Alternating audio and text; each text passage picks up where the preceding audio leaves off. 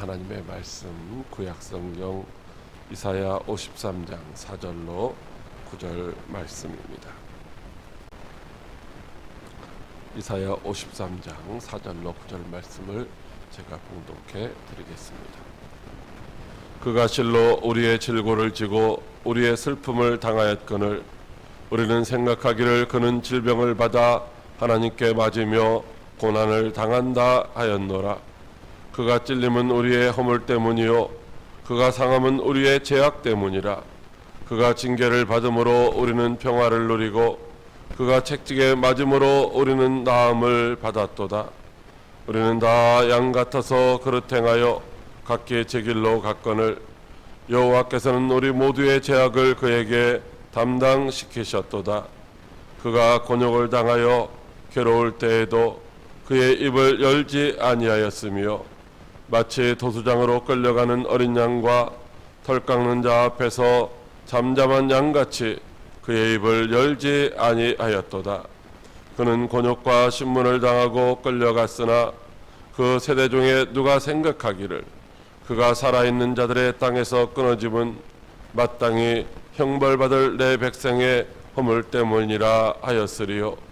그가 강포를 행하지 아니하였고 그의 입에 거짓이 없었으나 그의 무덤이 악인들과 함께 있었으며 그가 죽은 후에 부자와 함께 있었도다.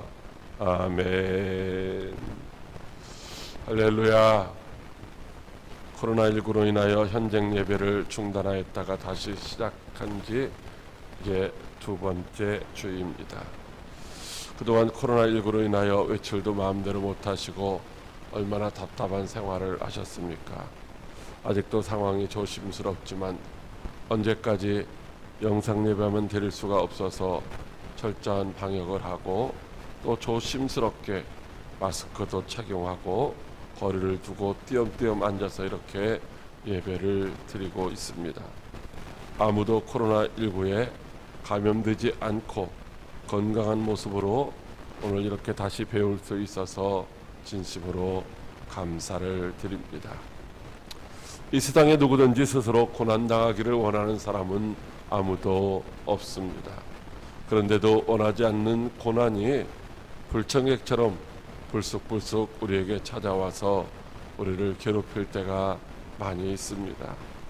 우리가 겪는 고난이 크다 할지라도 그러나 욥이 겪었던 고난과는 비교할 수 없을 것입니다.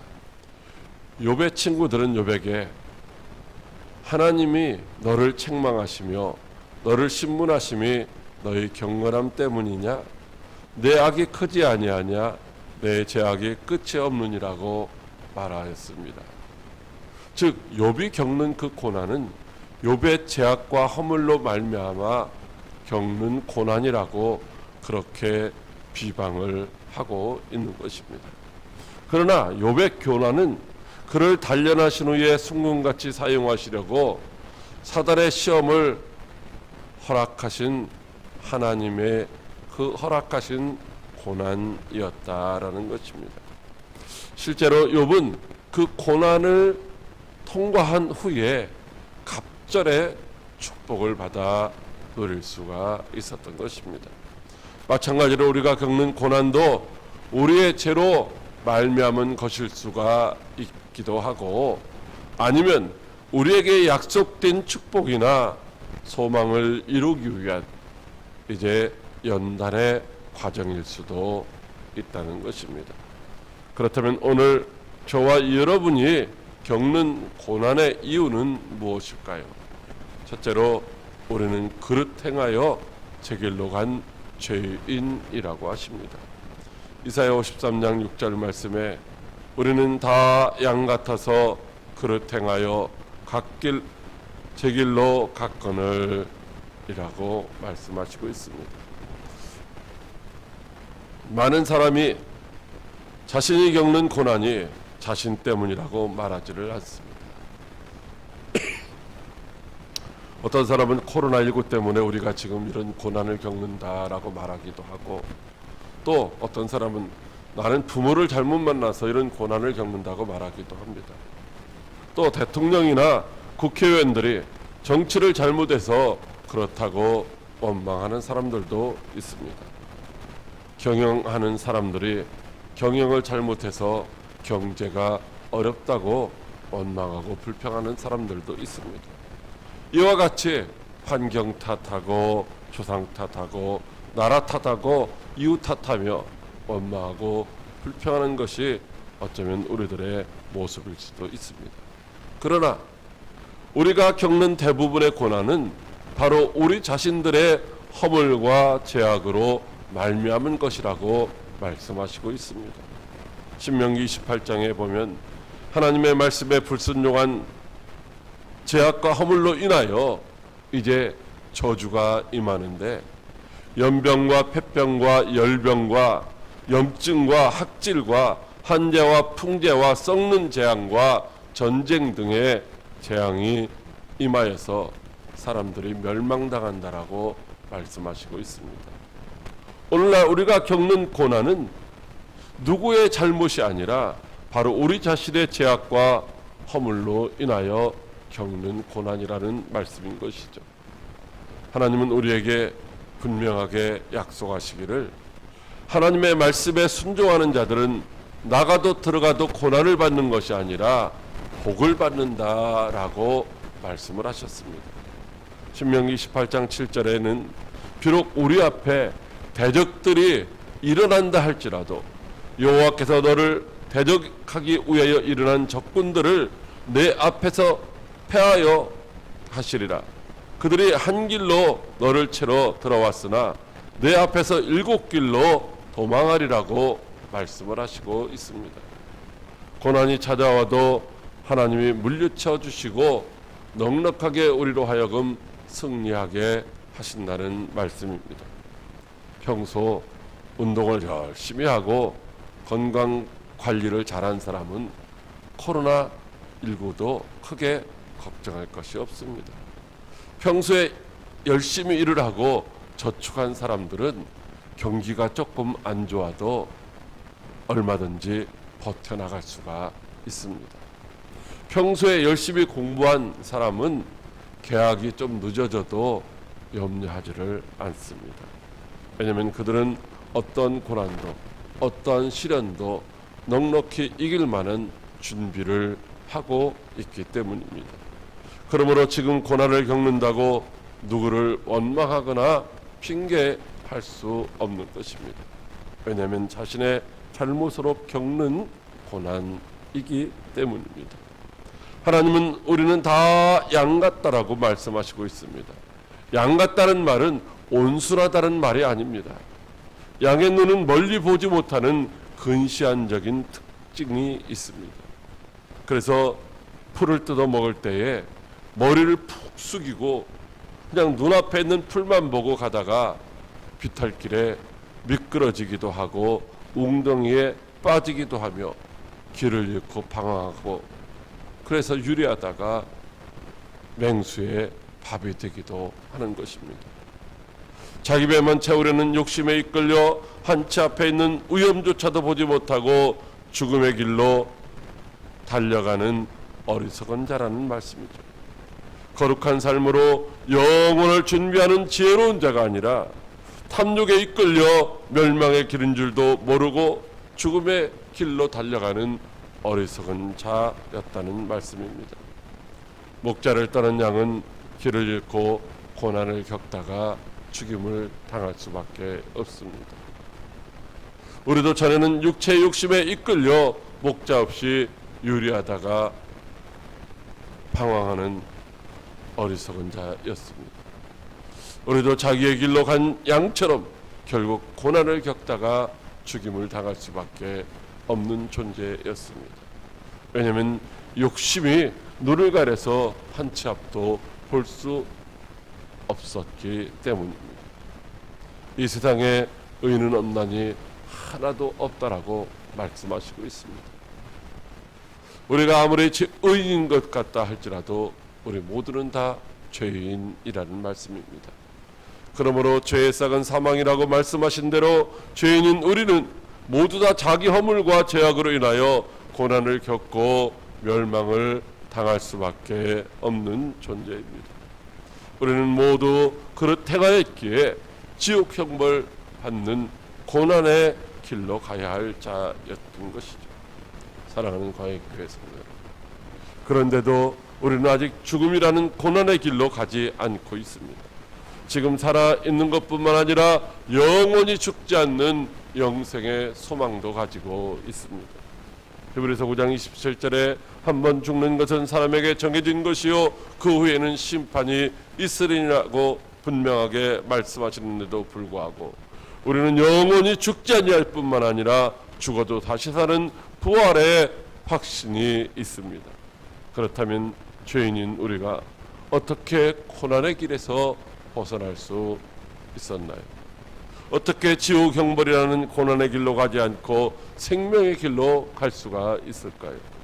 아직도 죽지 않고 살아있으며 또 죽어도 영원히 사는 부활의 소망을 가지고 살 수가 있을까요? 둘째로 예수님이 우리의 고난을 대신 담당하셨다고 하십니다. 이사야 53장 4절 말씀입니다. 그는 실로 우리의 질고를 지고 우리의 슬픔을 당하였거늘 우리는 생각하기를 그는 징벌을 받아 하나님께 맞으며 고난을 당한다 하였노라. 아멘. 예수님은 죄가 전혀 없으신 분이신데도 불구하고 고난을 겪으셨습니다. 빌라도마저도 예수님에게서 아무런 죄도 찾을 수가 없다고 하였습니다. 그런데도 예수님은 죄인 취급을 받으시며 형언할 수 없는 고난을 겪으셨습니다. 대제사장과 공의원들은 예수님을 향하여 내가 하나님의 아들 그리스도냐고 물었습니다. 그때 예수님이 내가 너에게 이르노니 이후에 인자가 권능의 우편에 앉아 있는 것과 하늘 구름을 타고 오는 것을 너희가 보리라고 말씀하셨습니다. 그러자 대제사장이 자기 옷을 찢으며 이르되 그가 신성을 모독한다고 하자 사람들이 우르르 큰 소리로 그것은 사형에 해당한다며 예수님의 얼굴에 침을 뱉고 주먹으로 치며 어떤 사람들은 손바닥으로 때리고 우리에게 선지자 노릇하라며 조롱을 하기 시작했습니다. 예수님이 십자가 위에서 겪으신 고난은 얼마나 고통스러우셨으면 나의 하나님 어찌하여 나를 버리셨나이까라고 절규를 하셨겠습니까? 그렇게 무지하신 예수님은 억울하게 죄인이 되어 고난을 겪으셨습니다. 사람들 앞에서 무릎 꿇림을 당하고 뺨 맞음과 침뱉음과 옷 벗김을 당하셨습니다. 군병들에게 책찍질을 당하시고 가시면류관을 쓰고 십자가를 짊어지셔야만 했습니다. 끝내는 저주의 십자가에 양손과 발에 못 박혀 달리시고 창에 허리를 찔리셨습니다. 그렇다면 왜 죄가 없으신 예수님이 죄인이 겪는 이런 고난을 겪으셔야만 했을까요? 사람들은 예수님이 무슨 큰 죄를 지었기 때문에 하나님께 벌을 받는다고 생각을 했습니다. 신명기 11장 13절에 나무에 달린 자는 하나님께 저주를 받았음이라고 하신 말씀을 생각하며 예수님이 무엇인가 큰 잘못을 했기 때문에 하나님 앞에서 저렇게 저주를 받는다고 하였습니다. 그래서 책찍에 맞고 십자가에 달리는 것도 당연하다고 생각했습니다. 그래서 예수님을 십자가에 못 박으라고 소리를 쳤던 것입니다. 그러나 예수님의 고난은 우리의 질고와 우리의 슬픔을 대신한 것이라고 분명하게 말씀하시고 있습니다. 예수님이 십자가에 못 박이시고 창에 찔림은 우리의 허물 때문이요 예수님이 책찍에 맞아 온몸이 상함은 우리의 죄악 때문이라고 말씀하시고 있습니다. 우리의 죄악과 허물로 말미암아 우리가 겪어야 할 육체적 고통과 정신적인 고통과 죽음을 예수님이 우리를 대신하여 짊어지셨다는 것입니다. 그렇다면 왜 예수님이 우리의 죄를 대신하여 고난을 겪으시고 죽으셔야만 했나요? 우리가 예수님이 대신 고난을 겪으시고 우리를 대신하여 죽임을 당하여야 할 만큼 가치가 있는 존재일까요? 그렇지 않습니다. 우리는 참으로 연약하여 아무런 쓸모도 없는 죄인이며 하나님의 원수였습니다. 그런데도 예수님이 우리를 대신하여 십자가의 고난을 겪으시고 죽음을 당하셨습니다. 그 이유를 로마서 5장 7절로 8절에 의인을 위하여 죽는 자가 쉽지 않고 선인을 위하여 용감히 죽는 자가 혹 있거니와 우리가 아직 죄인 되었을 때에 그리스도께서 우리를 위하여 죽으심으로 하나님께서 우리에 대한 자기의 사랑을 확증하셨느니라고 말씀하시고 있습니다. 우리가 의인이거나 우리가 선인이기 때문에 예수님이 우리를 대신하여 죽으신 것이 아니라 우리가 우리의 죄악과 허물로 죽임당할 죄인임에도 불구하고 우리를 사랑하시는 하나님이 우리 모두의 죄악과 허물을 예수님에게 담당시키셨다는 말씀입니다. 그래서 무지하신 예수님이 입도 열지 아니하시고 고난을 겪고 죽임을 당하셨던 것입니다. 죄의 싹은 사망이며 피 흘림이 없은즉 사함을 받지 못한다는 것은 이게 불변의 법칙입니다. 구약 시대에는 그래서 짐승이 우리 대신 희생의 제물이 되어 죽임을 당함으로 우리가 하나님께 제사함을 받았지만 그것은 1년밖에 유효하지 아니한 불완전한 것이었습니다. 그러므로 우리의 죄 문제를 완전하게 해결하려면 우리 자신이 죽는 수밖에 없었습니다. 그런데 우리를 사랑하시는 하나님이 우리를 완전한 자기 백성 삼으시고자 독생자 예수 그리스도를 우리 대신 십자가의 희생제물이 되어 고난을 겪고 죽임을 당하게 하신 줄로 믿으시기 바랍니다. 사랑하는 광역교회 성도 여러분, 예수님이 겪으신 고난과 죽임은 바로 저와 여러분을 대신한 것입니다. 우리의 죄악과 허물로 인하여 저와 여러분이 마땅히 겪어야 할 고난과 죽임을 아무런 죄도 없으신 예수님이 대신 짊어지시고 담당하시며 잠잠히 참고 끝까지 견디셨던 것입니다. 이 얼마나 큰 은혜요 큰 사랑입니까?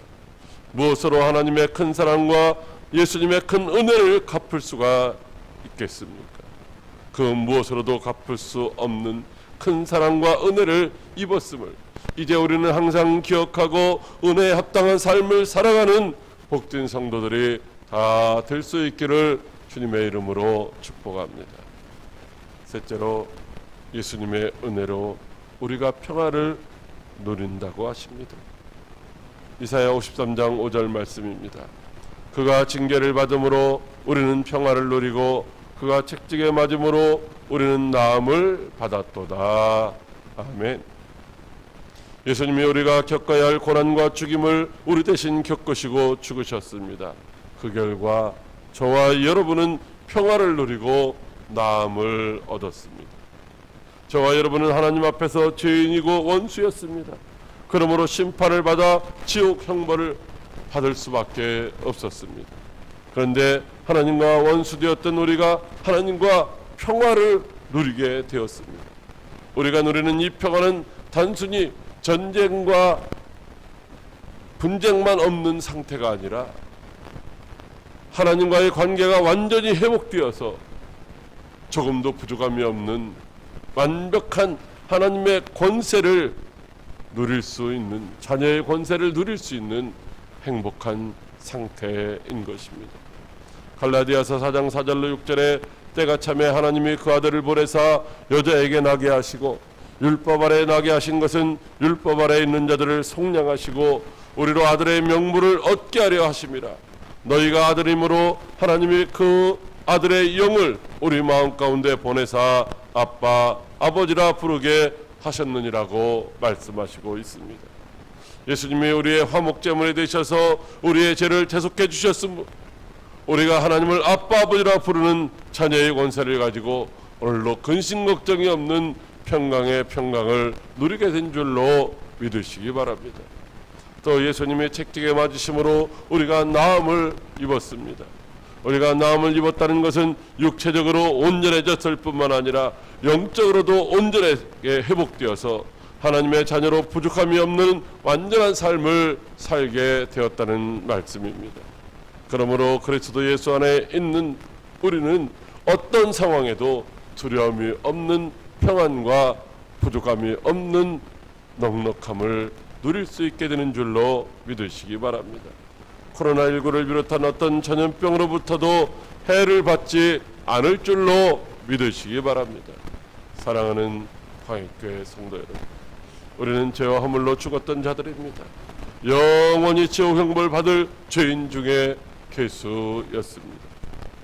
그런데 하나님이 우리를 사랑하시고 예수님의 십자가 대속의 은혜로 고난과 죽임에서 자유를 얻었으며 이제는 하나님의 자녀가 되어 완전한 평화와 부족함이 없는 부유를 누리게 된 줄 믿으시기 바랍니다.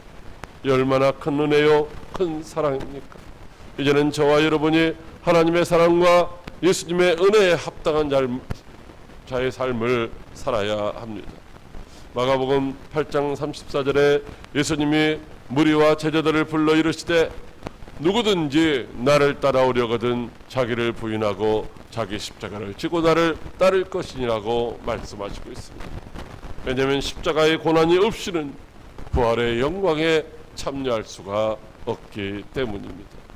그러므로 저와 여러분이 겪어야 할 고난과 죽임을 예수님이 대신 담당하셨음을 항상 기억하고 감사하며 이제는 하나님 나라의 소망을 두고 무엇을 하든지 주님을 위하여 이웃을 위하여 고난 겪는 것도 기뻐할 수 있는 성도 여러분들이 되시기를 주님의 이름으로 축복합니다. 기도하겠습니다. 하나님 아버지, 고맙고 감사를 드립니다. 오늘 우리가 때로는 환난과 고난 중에 있지만은 하나님 아버지, 그 가운데서 우리가 영원히 멸망당하지 아니함을 감사를 드립니다. 이 모든 것이 우리의 허물과 죄악 때문이지만 주님이 우리의 죄악과 허물을 대신 담당하시고 고난당하시고 죽으심으로 말미암아 우리가 주님이 주시는 참 평안과 이제 나음을 얻었음을 믿습니다. 이 놀라우신 주님의 사랑과 은혜를 우리가 입었으니 이제는 주님의 사랑과 은혜에 합당한 삶을 살아가기에 부족함이 없는 자가 될 수 있도록 축복하여 주시옵소서. 넉넉히 세상 고난과 환난을 이기고 승리하여 하나님 앞에 영광 돌리는 우리 모두가 다 될 수 있도록 축복하여 주시옵소서. 감사를 드리며 살아계신 예수님의 이름으로 기도드리옵나이다. 아멘. 할렐루야. 교회 소식 올려드립니다. 새벽 예배로 주님과 동행하기 위하여 기도해 주시고 내일부터는 새벽 예배 드리도록 합니다. 또 코로나19 종식과 질병 및 환난으로 고통난 자들을 위해서 기도해 주시고 영혼 구원과 하나님의 뜻이 이루어지기를 위해서도 기도해 주시기를 부탁을 드립니다. 다음 주일은 부활절 감사 예배로 하나님 앞에 올려드립니다. 저녁 예배는 당분간 가정에서 이렇게 자율적으로 실시하시기 바랍니다. 저희 일정을 위해서도 기도해 주시고요.